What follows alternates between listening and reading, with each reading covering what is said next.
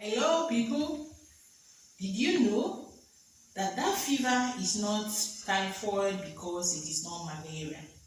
If you want to understand what I mean, I want you to watch to the end of this video and find out how you can take responsibility for your health and participate in your own healthcare management. This is your health, your responsibility with Dr. Goodness.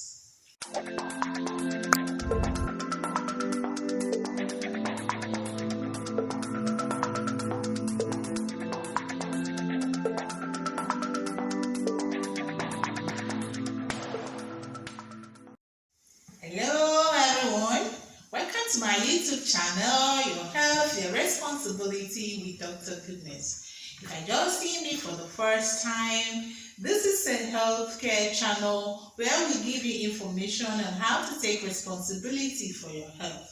Because we believe that your health is first of all your responsibility. So if you have not subscribed with us, please do so. Get your friends and family and loved ones to subscribe with us. You can also leave your comment, like our videos, and then hit the notification buttons so that you will receive our video as soon as it is released.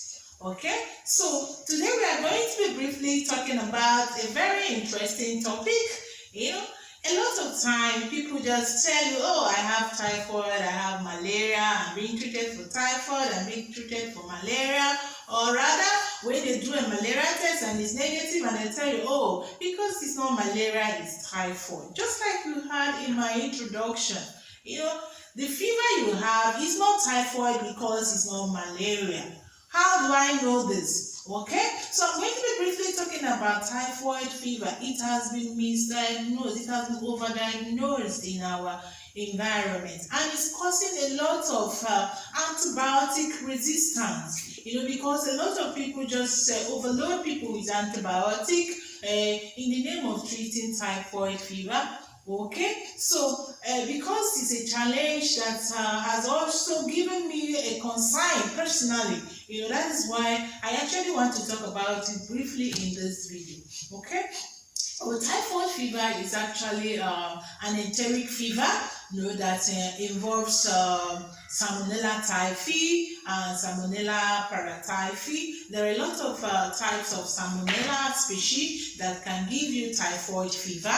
Okay, so typhoid fever can actually be diagnosed specifically by stool culture.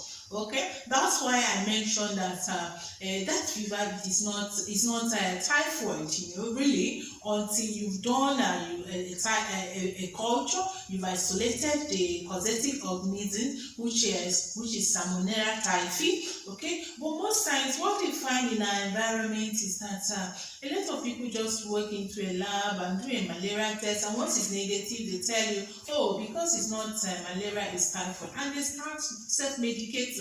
It is even disheartening that some of our health workers actually get involved in this. You find out that a healthcare provider, whether a pharmacy, a chemist, or a nurse, or even a doctor, even start prescribing our so-called typhoid medication just because the malaria test is negative.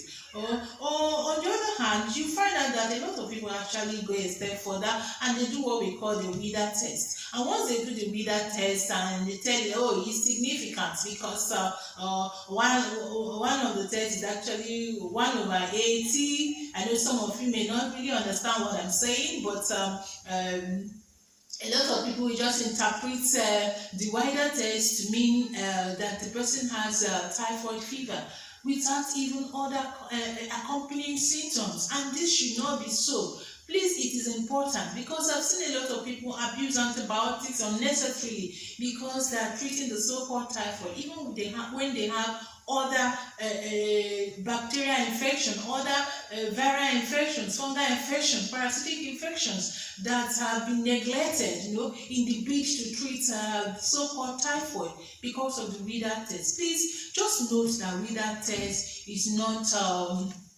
not a specific test for typhoid fever. Please, it is not a specific test. It is not specific for typhoid fever. A lot of things can actually make the titer seems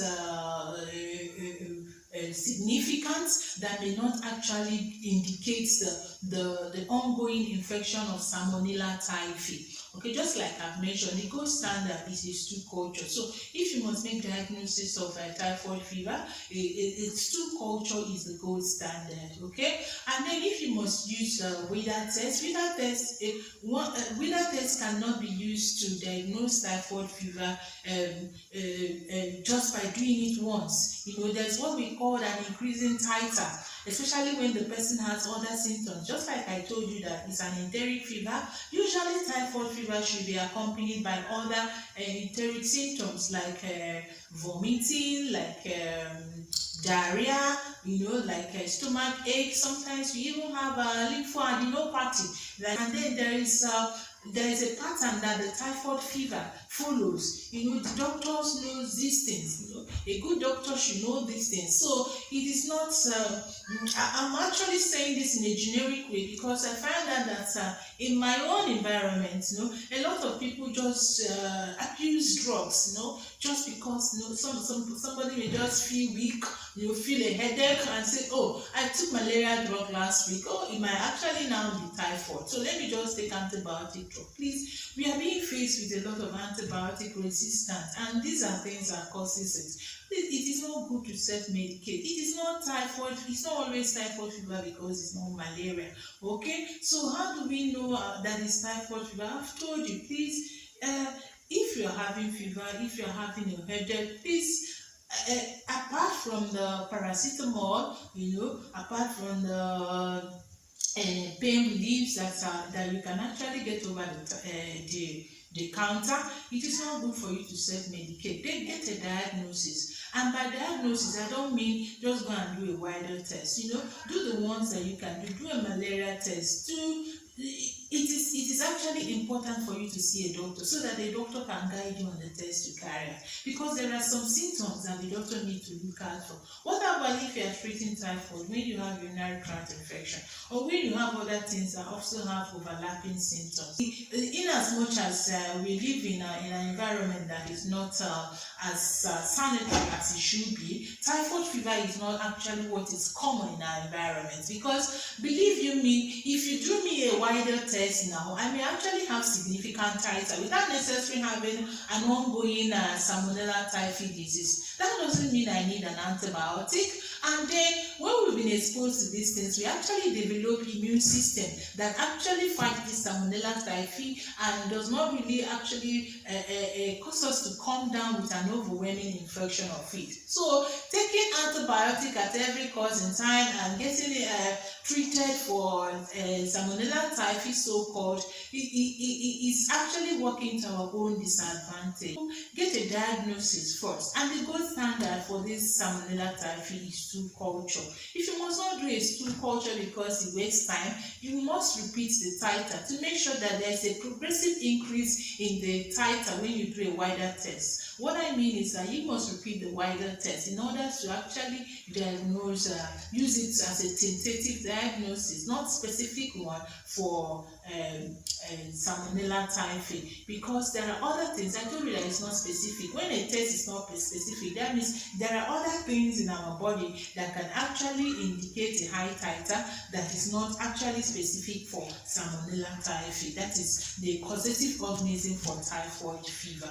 Okay, so please, it's a concern to me, and I'm sure it's a concern to some of my colleagues too. The rate at which people diagnose themselves or get diagnosed, by the sign lab or whatever lab or pharmacy that is diagnosing them of typhoid fever, when actually they don't have typhoid fever, and they end up loading themselves, loading their liver. Remember, when you're taking these drugs that are not necessary, they're actually chemicals. You are overloading your liver, you're overloading your kidney, depending on the type of drug you're taking, and all these drugs can actually cause you more damage than the little symptom you're having that may not even be typhoid in the first place. So I love you people, but please please do the right thing, get a correct diagnosis and get a prescription from a doctor before you go and get those medications. Okay, thank you for watching my video, and don't forget to like my video, leave your comments, and then subscribe if you have not done so, and also